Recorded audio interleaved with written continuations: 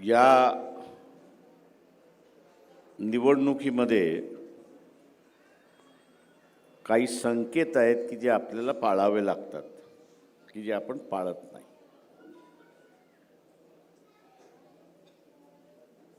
ते संकेत काही आहेत.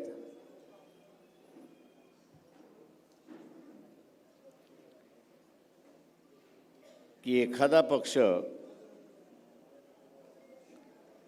आपण ज्यावेळेस त्याच्या संदर्भातलं एक ग्रह करून घेतो, आपण ज्यावेळेस ग्रह करून घेतो त्यावेळेस ते ग्रह करणं चुकीचं आहे असं मी मानत नाही. पण आपला हा ग्रह, आपली ही भूमिका त्या पक्षाच्या संदर्भात तो वास्तवामध्ये उतरवतो का हे पाहणं महत्त्वाचं आहे. आज आपण असला इथला मुस्लिम समूह बघितला तर तो म्हणतो मी काँग्रेसला मतदान देतो, पण माझ्या अडीअडचणीमध्ये काँग्रेसवाले मला कुठेच दिसत नाही. माझ्या अडीअडचणीमध्ये काँग्रेसवाले कुठेच दिसत नाही.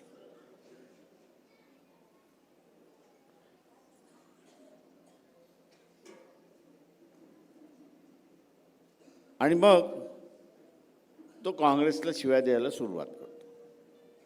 सालों ने मुझे इस्तेमाल किया, अनेक असं त्याची विधानं निघतात.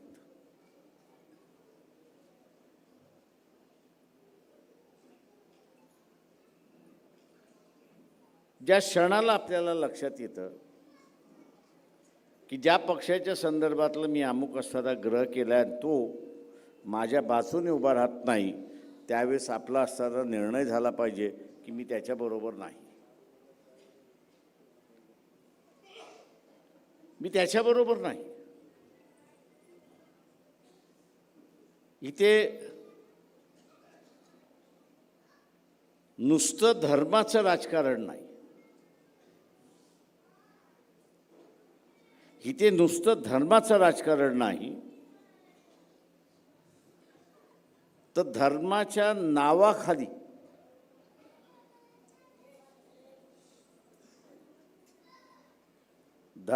नावाखाली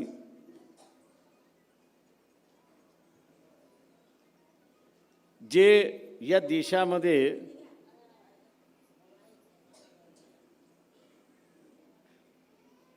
पुरोगामी विचाराचे किंवा बदलाव ह्या विचाराचे बदल झाला पाहिजे, यांना संपवण्याचं कारस्थान चाललेलं आहे.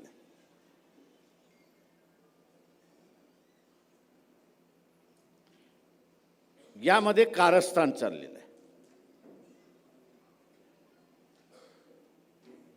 हे कारस्थान जर आपल्याला ओळखता आलं नाही तर आपण त्याला बळी पडतो. आपण त्याला असताना बळी पडतो, अशी असताना परिस्थिती आहे.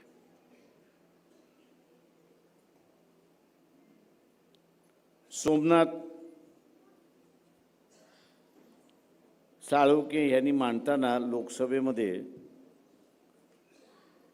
उद्याचं प्रतिनिधी कोणाकडे असावं आणि कोणाला आपण दिलं पाहिजे,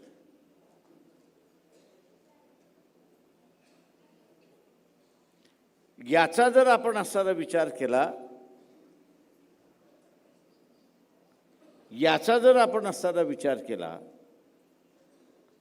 जो उपेक्षित घटक आहे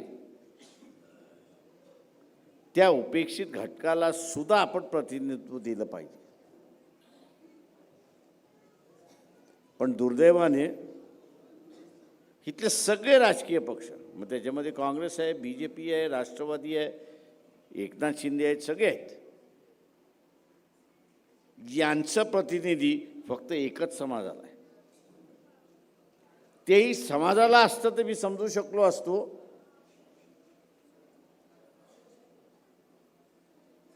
की न्याय आहे, पण ते तिथल्या मराठा समाजाला नाही, तर मराठा समाजामधलं जुन्या पद्धतीमध्ये ज्यांचा निजामाशी संबंध होता, सरदारकीशी संबंधित होता, जागीरदाराशी संबंधित होता, सुभेदाराशी संबंधित होता, अशाच कुटुंबापुरतं मर्यादित करण्यात आलं.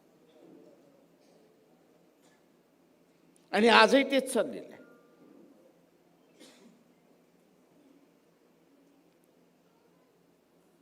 दुर्दैव आहे असं मी म्हणेन की फुले शाहू आंबेडकरी चळवळीतला कार्यकर्ता हा समाज व्यवस्थेचा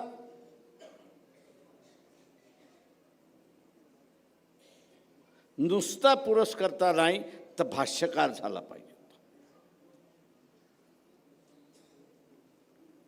पुरस्कर्ता नाही तर तो भाष्यकार झाला पाहिजे.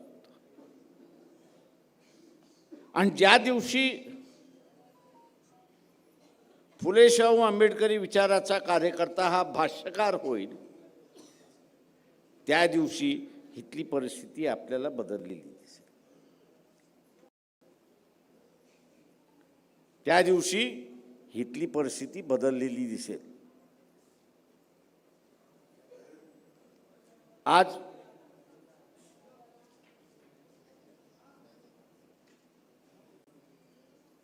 हे भाष्यकार न झाल्यामुळे इथली लोकशाही धोक्यामध्ये आली.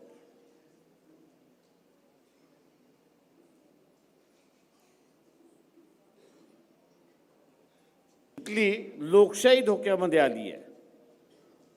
आणि लोकशाही धोक्यामध्ये का आली आहे तर इथले राजकीय पक्ष भारतीय जनता पक्ष आणि RSS संपवायला निघालेले आहेत. ते पक्ष जरी संपले तरी त्यांचे नेते धोक्यामध्ये नाहीत हे आपण लक्षात घ्या. त्यांचा अनुयायी हा धोक्यामध्ये नाही हे आपण लक्षात घ्या.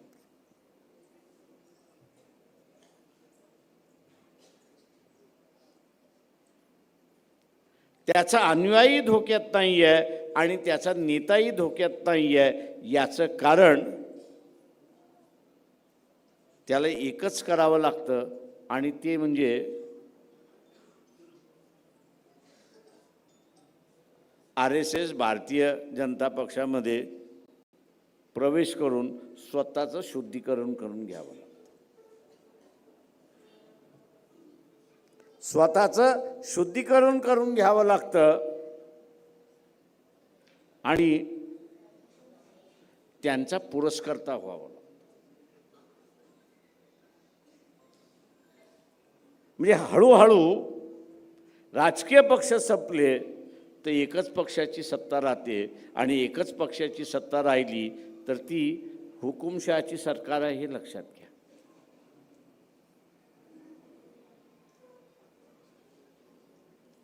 ज्यांचा जन्म 77च्या अगोदर होता आणि त्या ह्याच्या कालावधीमध्ये 15-16 वर्षाचे जे असतील त्या सगळ्यांना इमर्जन्सीचे चटके काय होते हे त्यांच्या लक्षात आलं.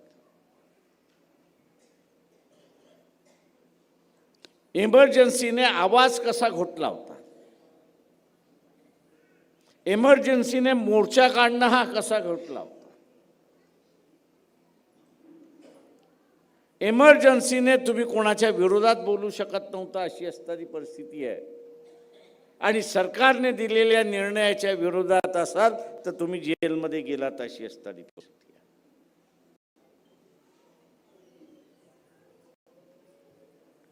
हे ज्यांनी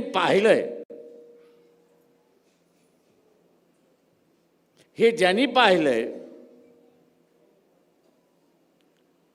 त्यांनी हुकुमशाही काही असतं ते पाहिलेलं आहे. हुकुमशाही काही आहे ती पाहिलेली आहे, अनुभवलेली आहे, भोगलेली सुद्धा. आज असणारं एक भीतीचं वातावरण पसरलेलं आहे की नाही सांगा. व्यापारी असेल तर तो भ्यायलेला आहे, वकील आहे तर तो भ्यायलेला आहे, डॉक्टर आहे, इंजिनियर तोही भ्यायलेला आहे. सोशल मीडियावरती लिहिणारे जे आहेत, वाकडं तिकडं लिहिलं की त्याला असताना पोलिसाची नोटीस येते.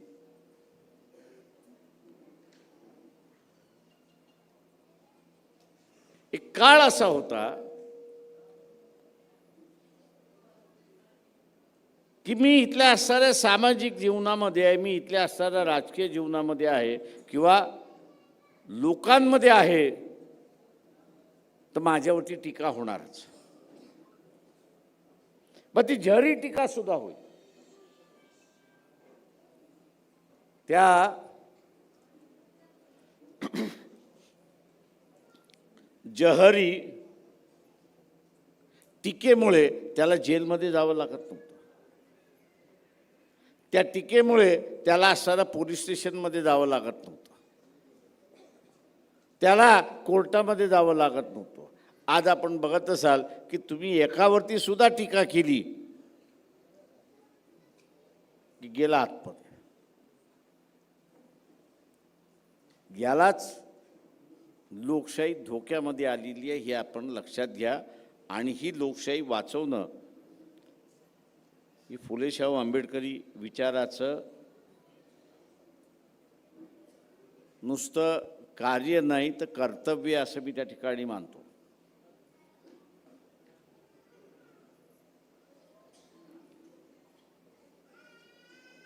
ब्रिटिशांचा काळ होता म्हणून असताना महात्मा फुले बदल करू शकले.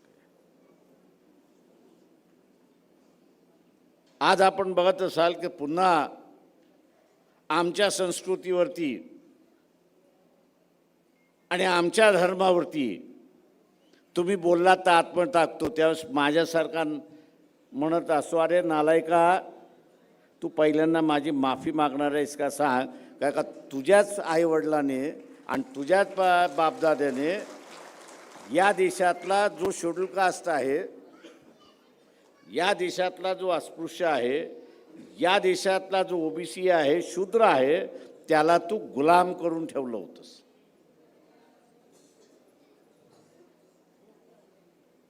आणि गुलाम करणारे कोणतं? RSS BJP यांची वंशावळ. गुलाम करणारे कोणतं? यांची असणारी वंशावळ कुठे जाते? तर ती RSS BJP कडे जाते. अशी असणारी परिस्थिती आहे.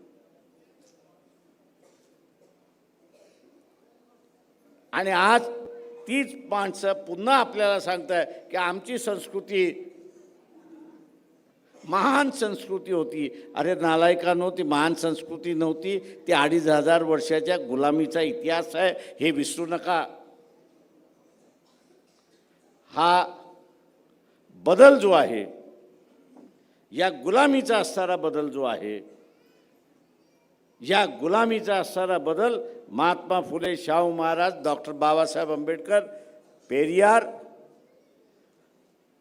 या सगळ्या मंडळींनी असणारा देशामध्ये घडवला आणि एक नवा इतिहास सुरुवात झाला. त्या नव्या इतिहासाचे आपण सगळे जनक आहात, हे लक्षात घ्या. आणि ते जनक टिकवणं ही आपली सगळ्यांची जबाबदारी,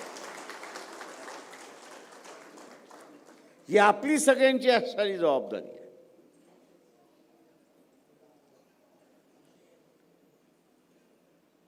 याचा कुठे नाही कुठेतरी भडका होणार हे बाबासाहेबांना दिसत होतं, जाणवत होतं. आणि म्हणून बनारस विश्वविद्यालयापुढे भाषण करताना त्यांनी सांगितले की तुमच्याकडे 2 मार्ग आहेत. एक संविधानाचा मार्ग आहे आणि एक मनुवादाचा मार्ग आहे. एक संविधानाचा मार्ग आहे आणि एक मनुवादाचा मार्ग आहे. संविधानाचा मार्ग हा उत्तरेकडे जात असेल तर मनुवादाचा मार्ग हा दक्षिणेकडे जातो. हा दक्षिणेकडे जातो. कधी नाही कधीतरी असा प्रसंग येईल की तुमचे पाय फाकण्याची ताकद आणि त्याची असणारी क्षमता ही संपलेली असेल.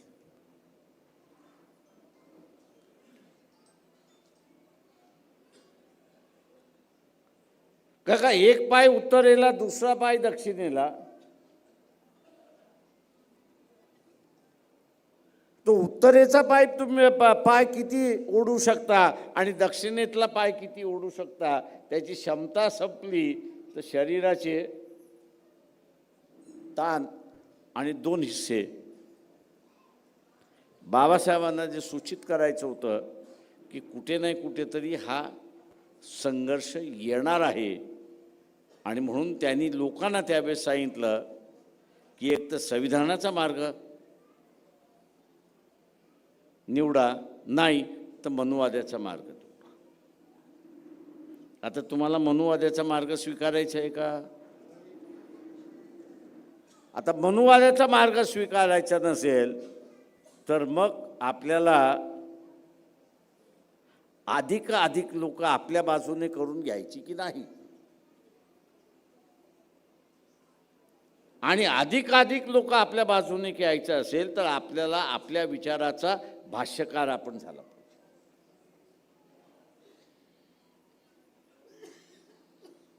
आता ही महानगरपालिकेची निवडणूक आहे, मान्य आहे मला. किती दिवसानंतर पाणी येते?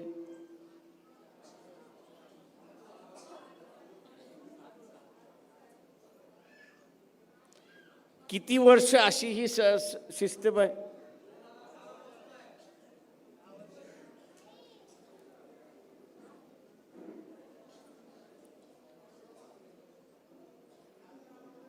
आता भाष्यकार व्हायचं असेल,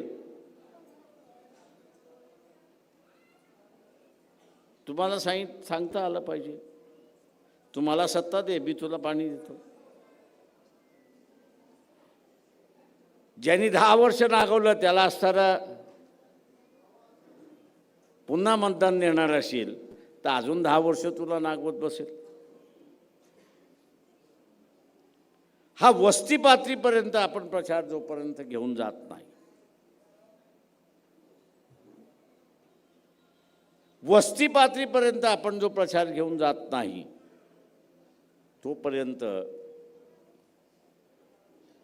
तो जो ग्रासलेला माणूस आहे,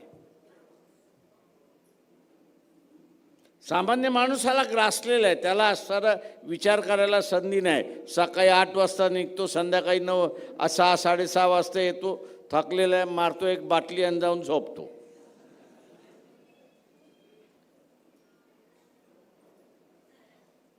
त्याला वेळच ठेवलेला नाही. त्याच्या पुढे एकच ठेवलेला आहे की तू कमव आणि खा. आपण जोपर्यंत या गोष्टीची जाणीव जोपर्यंत करून देत नाही तोपर्यंत तो आपल्या बाजूने येणार नाही, हे लक्षात घ्या. तो आपल्या बाजूने येणार नाही. आणि म्हणून इथला असणारं पहिलं कार्य जो आपल्याला फुले शाहू आंबेडकरीचा कार्यकर्ता म्हणतो की मी यापुढे भाष्यकार होणार आहे, ही त्यांनी आपली जबाबदारी स्वीकारली पाहिजे. आता भाष्यकार व्हायचं असेल तर मग थोडीशी प्रश्नाची जाणीव असली पाहिजे. आता हेच सोलापूर शहर चादरीसाठी प्रसिद्ध असणारं शहर, चादरीसाठी प्रसिद्ध असणारं शहर, कापड उद्योगाचं शहर आणि जगभर नावाजलेलं शहर.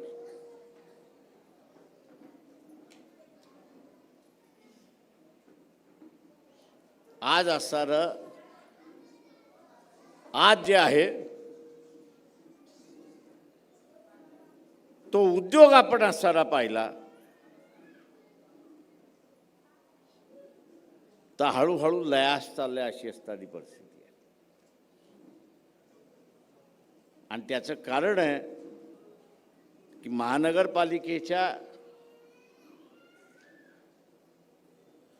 पर्यंत ज्या सोयी सवलती झाल्या पाहिजेत त्या सोयी आणि सवलती न झाल्यामुळे इतर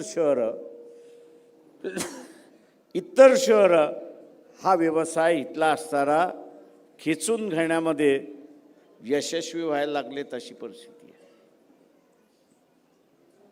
आणि त्याचं कारण काय तर महानगरपालिका फक्त टेंडरपुरती मर्यादित आहे. त्या नगरसेवकाचं काम काय की टेंडर काढणं, आपला हिस्सा घेणं आणि मोकळं होणं अशी असणारी परिस्थिती आहे.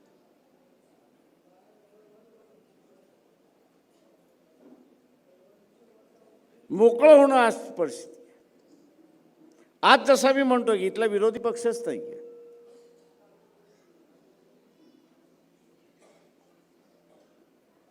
आज इथला विरोधी पक्षच नाही आहे. याचं कारण की जे आपण मतदान केलेलं आहे त्याला जबाबदार आहे. 180 आमदार एकाच जातीचे.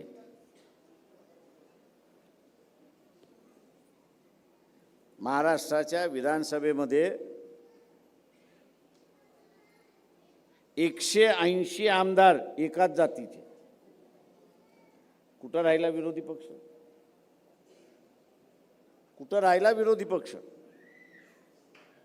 विरोधी पक्षाचं काम करायचं तर आपल्या जातीच्या विरोधात बोलायचं. काय का मंत्री आपल्या जातीचा आहे, मुख्यमंत्री फक्त आपल्या जातीचा नाही. आणि म्हणून आपण बघत असाल की या मुख्यमंत्र्याला काढून टाका याच्यासाठी असताना अनेक खटाटोप चाललेले असतात.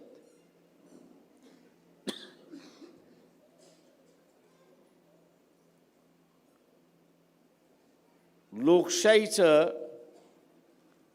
आणि याचा धोकाही बाबासाहेबांनी सांगितला होता की लोकशाहीचं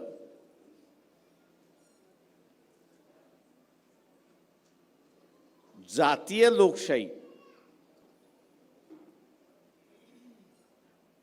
करण्यामध्ये काही जण प्रयत्नात राहतील आणि ते जर यशस्वी झालं तर इतर समूहाला कुठंच जागा राहणार नाही अशी असणारी परिस्थिती आहे.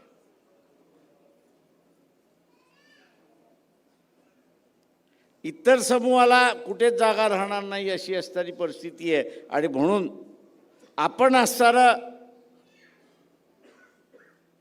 जे भाष्यकार झालं पाहिजे ते आपण असताना सांगितलं पाहिजे की इथला असणारा सत्ताधारी पक्ष असेल किंवा विरोधी पक्ष असेल त्यांनी दिलेला उमेदवार हा एकाच जातीचा आहे का पहिल्यांदा बघा. त्या मतदारसंघामध्ये एकाच जातीचा उमेदवार आहे का बघा. आणि ते जर आला असेल तर एका अपक्षाला धरा आणि त्याला निवडून आणा.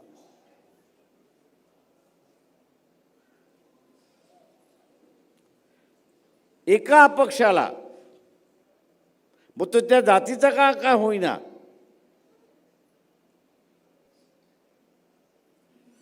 एका अपक्षाला असताना निवडून आणा.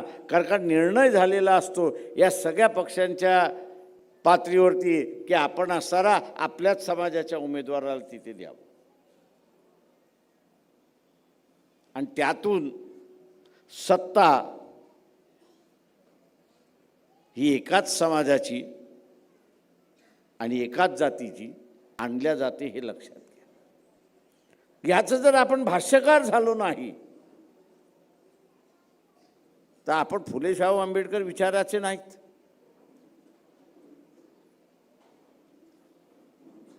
हे भाष्यकार जर झालो नाही तर आपण फुले शाहू आंबेडकरी विचाराचे नाही. आणि म्हणून आपल्याला असणारं या गोष्टीचं लक्षात घ्यावं.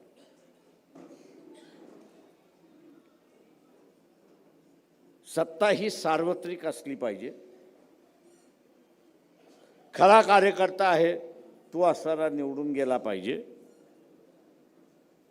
हे आपण जोपासत आलेलो आहोत.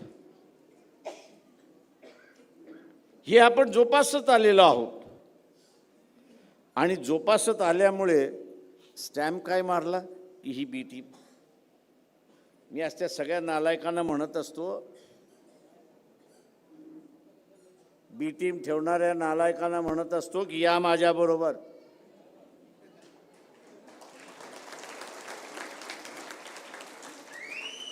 आणि याच माईकवरनं एक शिवी फक्त त्या नरेंद्र मोदीला देऊन दाखवा.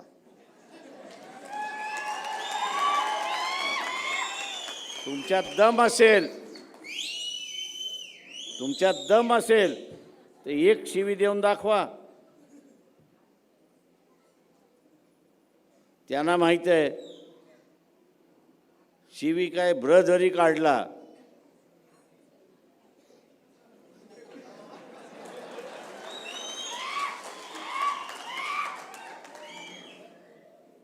आणि म्हणून जो सामाजिक कार्य करतो, राजकीय कार्य करतो, त्याला स्वतःचं चारित्र्य हे साफ ठेवावं लागतं. त्याला एक कॅरेक्टर असलं पाहिजे, एक चारित्र्य असलं पाहिजे.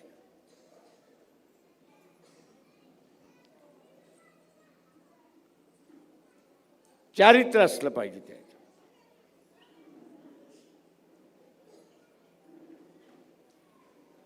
इथलेच असणारे 5 माणसं, 5 मुस्लिम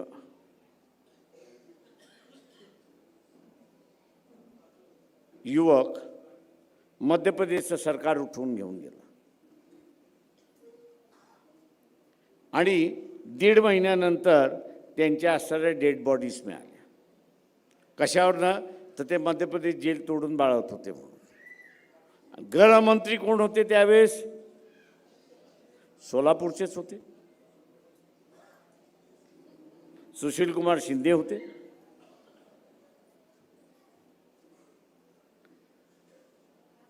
सुशील कुमार शिंदेच होते. पण आपल्या मतदारसंघातले 5 मुस्लिम मुलं चुकीच्या पद्धतीने असताना त्या ठिकाणी पकडल्या, मध्य प्रदेशचे पोलीस घेऊन गेलेत. त्यांना वाचवावं अजिबात नाही. मुसलमानांची जी हालत आहे आज, ती याच कारणावरून आहे की आपल्यावरती अन्याय झाला आणि अन्याय करणारा जो आहे त्याच्या विरोधात ती जात नाही.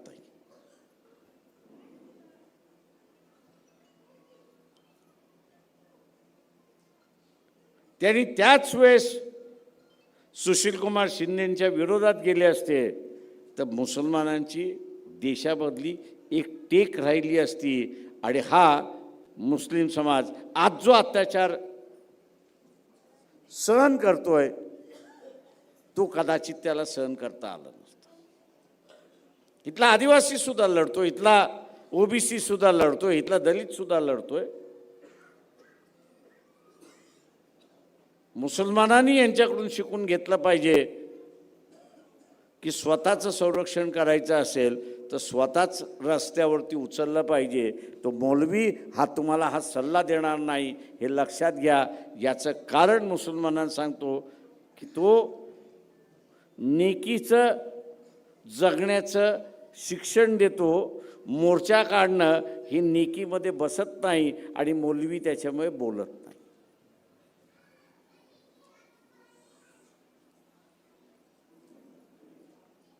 आणि म्हणून माझं आव्हान आहे आपल्या सगळ्यांना, उद्याची युती होईल न होईल, उद्याची युती होईल न होईल, स्वतःची हिंमत हारता कामा नये हे पहिल्यांदा लक्षात.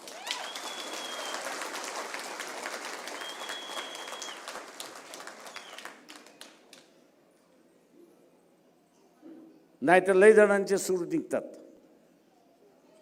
अरे युती झाली नाही आता काय करायचं.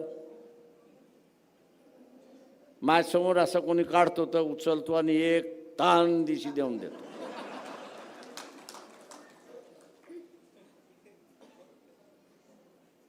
अख्खा बेजा त्याचा हल्ला की मग तो जाग्यावरती येतो. आणि मग त्याला विचारायचं त्याच्या कुबड्या घेऊन तू की चालला होतास का रे, की तुझ्या पायावरती चालला होतास? नाही म्हणतो मी माझ्या पायावरती चाललो होतो. मग अजून एक वाजवून द्यायची की आता तुला तुझ्या पायावरती चालायचं. आणि हे कार्य तुम्हाला केलं पाहिजे, कारण का असे लय बाजार भोंगे आहेत की इलेक्शनमध्ये लोकांच्या मानसिक ताबा घेण्याचा प्रयत्न करतात, नामोहरण करण्याचा प्रयत्न. अरे झाली नाही होती, आता कसं काय होणार, काय होणार, अरे काय होणार म्हणजे?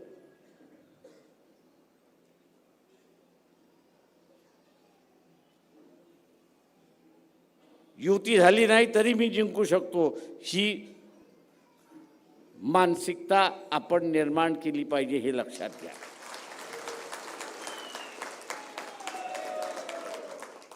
ही मानसिकता आपण निर्माण केली पाहिजे.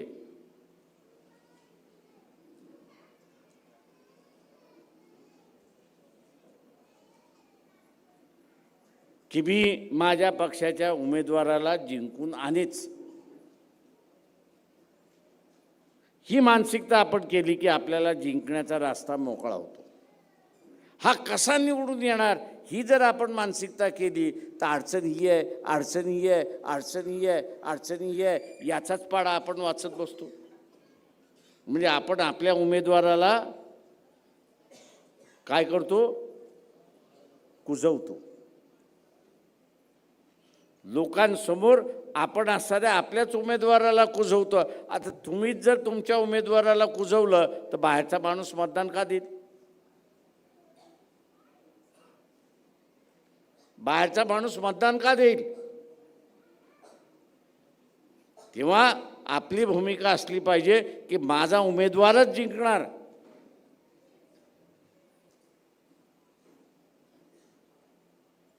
आम्ही त्याला जिंकवणार.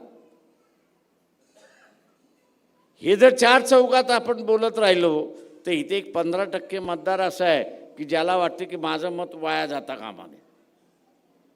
त्याला तुम्ही किती समजवायला गेला, अरे बाबा वाया नाही, तो म्हणतो माझं मत वाया जाता कामा नये. आणि मग तो काय करतो की जिंकणारा जो आहे त्याला तो मतदान देतो. जिंकणारा जो आहे त्याला तो मतदान देतो. आपण म्हटलं नाही आमचा उमेदवार तर फ्रंट रेसमध्येच आहे, आमचा उमेदवार जिंकणार, की तोही म्हणतो माझं मत वाया जायचं नाही, आता ह्याला दिलं पाहिजे. हा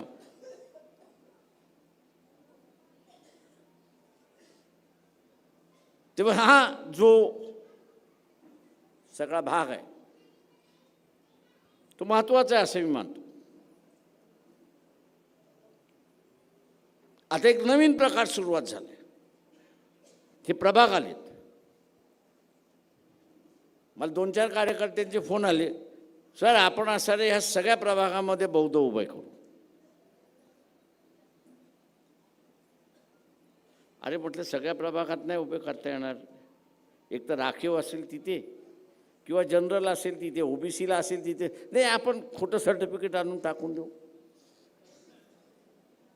म्हटलं तुझा उद्देश काय? काय नाही, 4 उमेदवार आहे, 4 उमेदवार आपण द्यायचे. अरे म्हटलं तू जिंकणार कसा? का नाही जिंकणार आपण? आणि तो त्या अख्ख्या मतदारसंघात मानसिकता फिरत नाही. आपण असणारा मी जे म्हणालो की एक जातीय राजकारण, तुम्ही असं एक धर्मीय राजकारण करायला निघालेलं, तुम्हाला कोण विचारणार?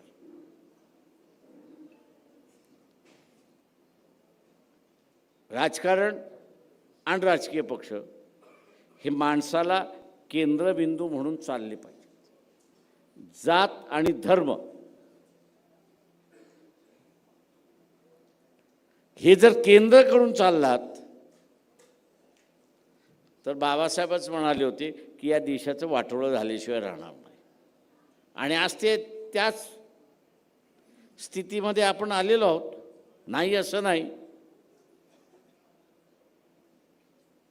राजकीय पक्ष अर्ध्या तालुक्यामध्ये आहेत, पुढच्या जिल्ह्यामध्ये नाहीत. काय का जातीय राजकारण त्यांनी केलं. जिथे जातीचा कार्यकर्ता मिळाला तिथं तो टिकला, जिथं जातीचा कार्यकर्ता मिळाला नाही तिथं त्याचा पक्षाचं अस्तित्वच नाही.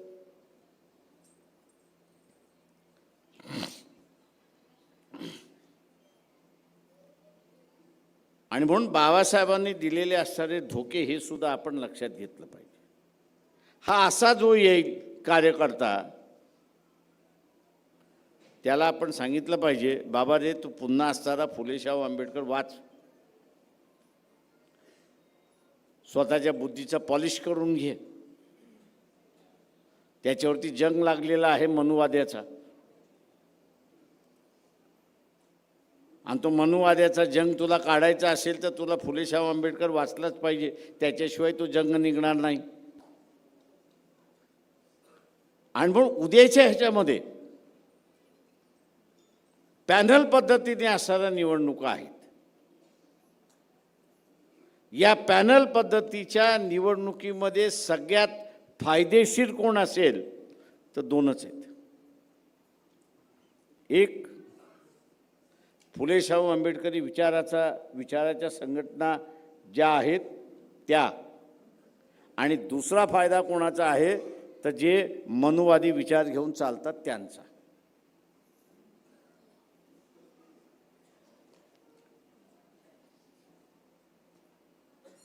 कसं मला सांगा बरं जरा.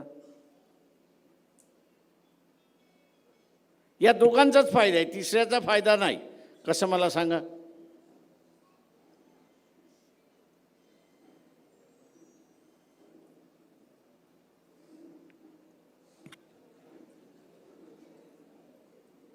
घाण ठेवलं की काय आपण सगळ्यांनी.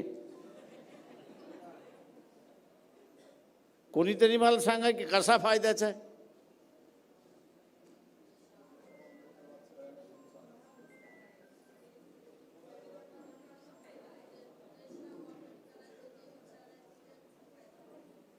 कसा.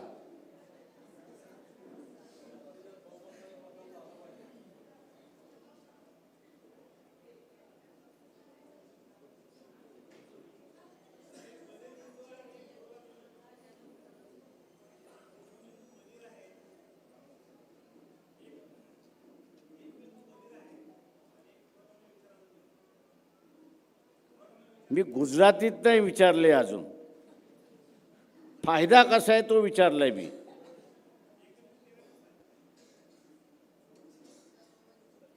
तुम्ही सगळ्यांनी असणारं दुर्दैवाने आपली स्वतःची बुद्धी आहे ना खुंटीला अडकलेली आहे,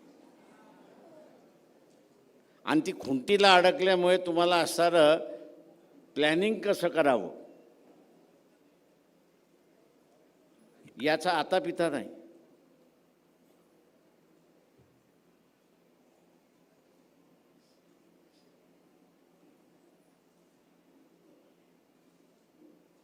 सोलापूरमध्ये एक मतदारसंघ 30-35 हजाराचा आहे, बरोबर. आता ह्या 30-35 हजाराचा जो प्रभाग आहे, या 30-35 हजाराच्या प्रभागामध्ये फुले शाहू आंबेडकरी विचाराला मानणारा मतदार किती असतो? किती असतो? निवडून येणारा उमेदवार हा किती मतांनी निवडून येतो?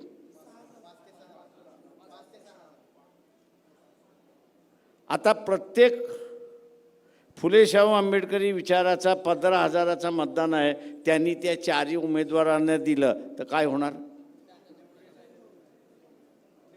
काय होणार? काय होणार? पण काही जणांच्या डोक्यावरनं मी असं चेहऱ्यावरनं बघतोय की हे जे सांगतोय त्यातनं आपलं मटण गेलं. महात्मा गांधी आपला गेला आणि खायदोसही गेला.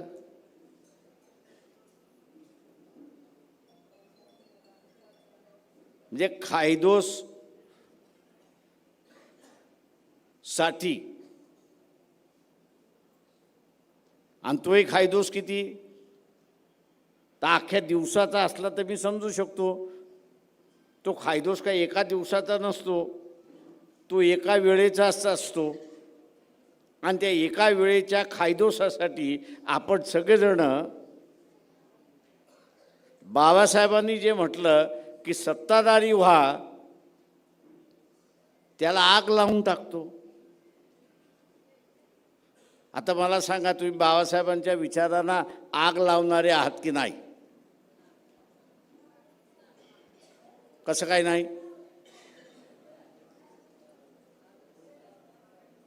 कसं काय नाही मला सांगा ना. आग लागते कशाने? तर खायदोसाने. ज्यांनी ज्यांनी खायदोस घेतला त्यांनी बाबासाहेबांच्या विचाराला, महात्मा फुलेच्या विचाराला, शाहू महाराजांच्या विचाराला आग लावून टाकली, एवढं लक्षात घ्या.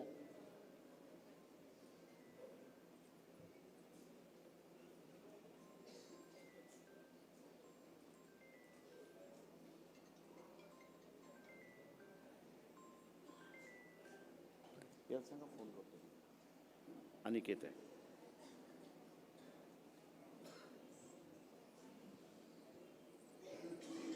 आता तुम्ही जर आग लावलीत तर फुले शाहू आंबेडकरी विचार या देशामध्ये वाचणार कसा?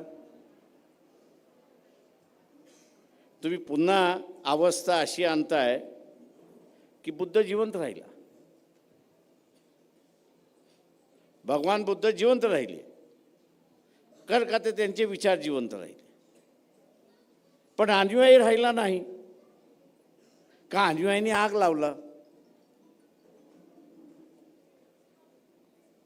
आणि पुन्हा भगवान बुद्धाला बाबासाहेबांनी 2500 वर्षांनंतर धम्मदीक्षा देऊन या देशामध्ये पुन्हा प्रस्थापित केलं. बाबासाहेब काय म्हणाले की इतिहास याची जाणीव ठेवली पाहिजे, आणि जो इतिहासाची जाणीव ठेवतो तोच इतिहास घडवतो. आता तुम्ही जाणीव ठेवली का इतिहासाची, की बुद्धाच्या असणाऱ्या इतिहासाची, की बुद्धाला मानणारा वर्गच संपला म्हणून बौद्ध धर्म इथलं बौद्ध विचारसरणीच संपली. बौद्ध विचारसरणीच संपली. ती पुन्हा आणण्यासाठी बाबासाहेबांनी विजयादशमीला 1956ला दीक्षा घेतली आणि पुन्हा त्या विचारसरणीला मानणारा वर्ग हा पुन्हा अस्तित्वात आणला. आता तुम्ही ह्या खायदोसाने जर आग लावणार असाल, काही वर्षानंतर हाही विचार संपेल.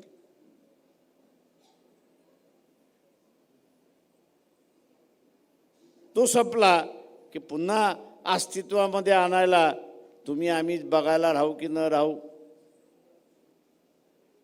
कोण 100 वर्ष जगणं याची गॅरंटी देते का? कोणी 100 वर्ष जगतो याची गॅरंटी देते का?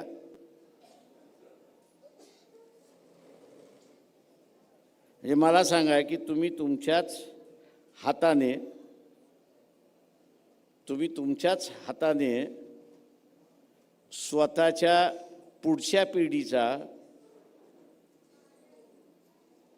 पिढीचा कसला खड्डा करताय?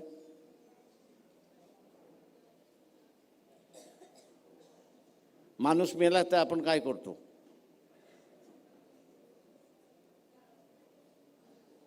माणूस मेला तर आपण काय करतो? काय करतो?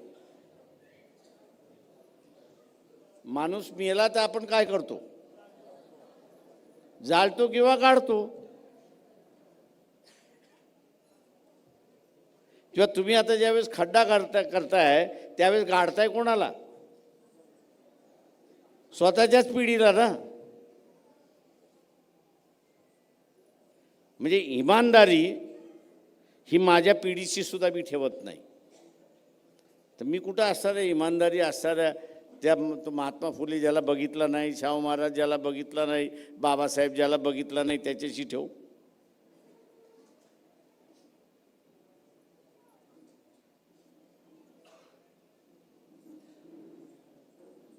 ते सिस्टम ही जी आहे, व्यवस्था ही जी आहे, ही आपल्याला टिकवत असते. महात्मा फुले, शाहू महाराज, बाबासाहेब आंबेडकर यांनी जी व्यवस्था निर्माण केली, त्या व्यवस्थेचे आपण पाईक आहोत. त्या झाडाची असणारी फळं आपण खातोय. पण त्या झाडाला पाणी घालण्याचं, खत देण्याचं कामकाज आपण करत नाही आहोत, हे लक्षात घ्या. इथलं पाणी घालणं आणि खत देणं म्हटल्यानंतर आपल्या हातातलं असणारं जे मत आहे, की ज्याला बाबासाहेब म्हटले होते अमूल्य मत आहे, व्यवस्था टिकवण्याचं मत जे आहे, ते आम्ही फुले शाहू आंबेडकरी विचाराच्या पक्षांना देत नाही, अशी असणारी परिस्थिती आहे. आम्ही देतो कोणाला? तर खायदोस देणाऱ्याला देतो. आता तुमच्याकडे पगार येतो का महिन्याचा? महिन्याच्या महिन्याला पगार येतो की नाही येतो? नाही येत.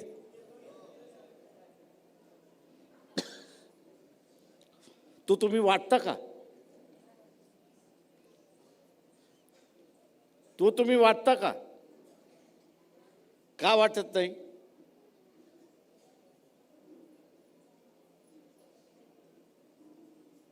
आता जो वाटणारा आहे तो का वाटतोय? वाटणारा जो आहे तो का वाटतोय? तो याच्यासाठीच वाटतोय की जो समूह माझ्याकडे हात पसरत होता, आज तो त्याच्याच दोन्ही हाताने खातोय. आणि तो पुन्हा प्रयत्न करतोय की ह्याला असणारा फसवून, वाटून याचे अधिकार मला असणारा काढून घेता येतात का? याचे अधिकार मला काढून घेता येतात का, ह्याच्या प्रयत्नात आहे तो. आणि ते खायदोस घेतली की तुम्ही त्याच्या प्रयत्नाला प्रोत्साहन देताय, हात मदत करताय.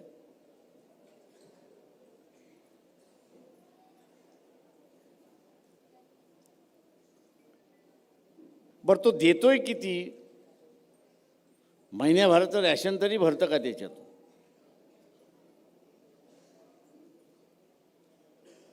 तो जे सिद्ध करायला बसलाय की इथल्या असणाऱ्या माणसाला चारित्र्य नाही.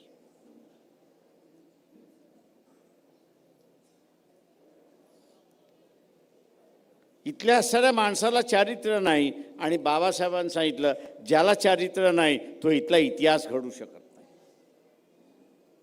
ज्याला बाबासाहेब म्हणाले की ज्यांना चारित्र्य नाही तो इथला इतिहास घडू शकत नाही.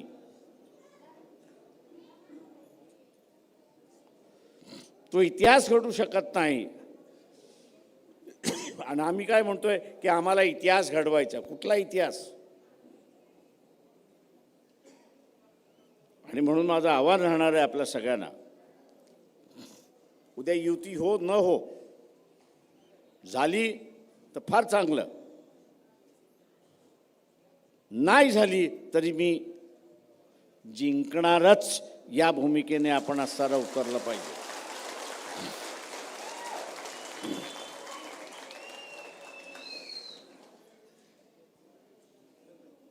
तुमचं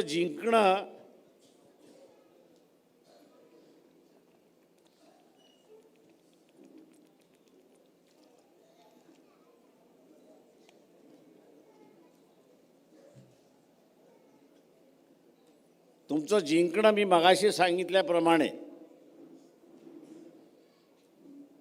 त्या युतीवरती अवलंबून नाहीये. त्या युतीवरती अवलंबून नाहीये.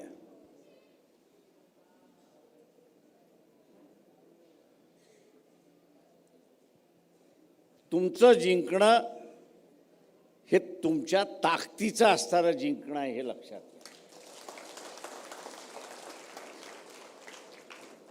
आणि ज्यावेळेस आपण युती करतो त्यावेळेस एक लक्षात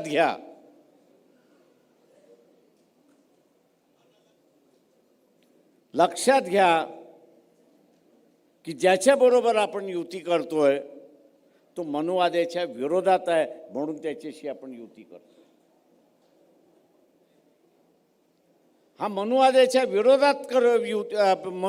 विरोधात आहे, याची सुद्धा ताकद शिल्लक राहिली पाहिजे, म्हणून आपण असताना त्या ठिकाणी युती करतो. ज्या क्षणाला ज्याच्याबरोबर युती करतोय हा समोरच्याचं बावलं होणार असेल तर त्याला फेकून देण्याची ताकद, चल हट,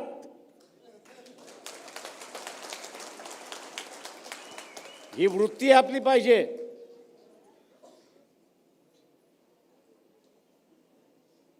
मी माझा लढा लढू शकतो,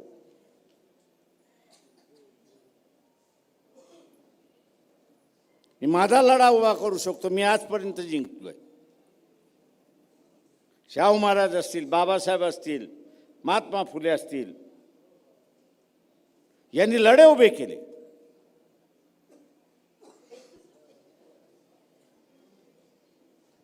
आणि ते यशस्वी झाले. ते म्हणाले अरे हा आला पाहिजे, तो आला पाहिजे, तो आला पाहिजे, तो आला पाहिजे, अजिबात नाही.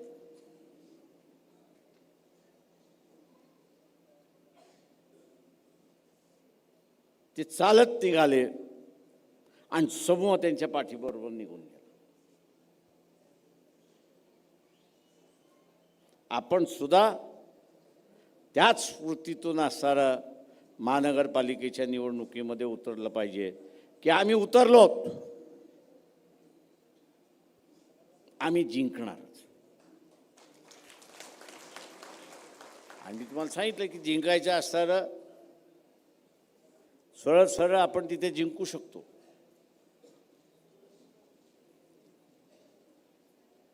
आपल्याला कोणाची मदत नको जिंकायला, पण समोरच्याला मदत पाहिजे जिंकायची, म्हणून आपण समझोता करतो.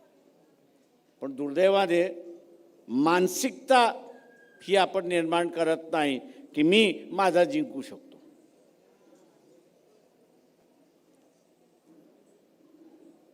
ज्यांनी मानसिकता केली त्या नगरपालिकेमध्ये आपल्याला दिसतंय की निकाल आला, पैसे वाटले गेले, एकेका मताला 10-10, 15-15 हजार मतं त्या ठिकाणी देण्याचं आमिष दाखवलं, लोकांनी ठुकरवलं आणि स्वतःचं अस्तित्व निर्माण केलं. हे लक्षात घ्या. सोलापूरकरांना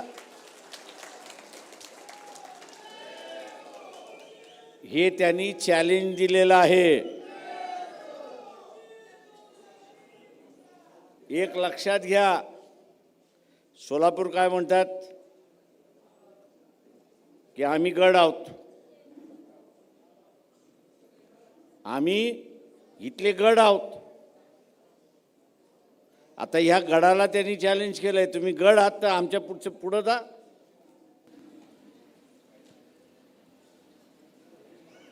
तुम्ही गड आहे तर आमच्यापेक्षा पुढे जा. आम्ही गड नव्हतोच, पण आम्ही आमचं अस्तित्व निर्माण केलं.